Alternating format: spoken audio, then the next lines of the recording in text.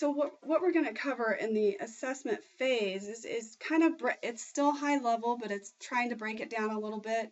It's about conducting the current state assessment, developing those solution alternatives after that assessment, and conducting your gap analysis.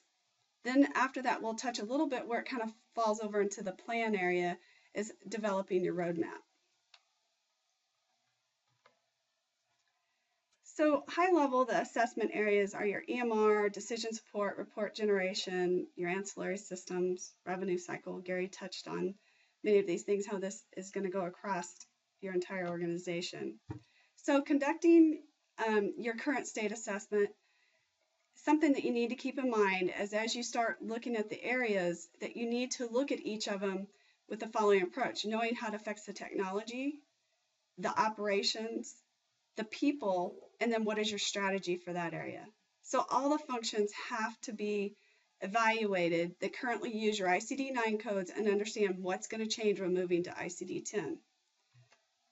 So keeping in mind all of those areas that you need to touch on, here's just a sample. Your operations, your financial, and all the external areas that are going to need assessment that takes a lot of work to get there.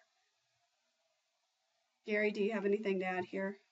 Yeah, I just think back on the last slide and on this one as well. I like how this breaks it down into the different financial, external, and operational areas. But I've had the opportunity to speak in front of probably 7 or 8 different state rural health organizations, and have traveled to a lot of different places and had groups of 100 people. And I'm finding that there are some leaders in organizations that are under the impression that there's just a piece of software we're going to be able to buy to handle the ICD-10 transition. We're going to plug our ICD-9 codes in and wave our magic wand, and there's a piece of software that's going to really assist with that. I think this, the last couple of slides really show that though there are revenue cycle tools out there, it goes far beyond that from a solution perspective to a variety of different functional areas.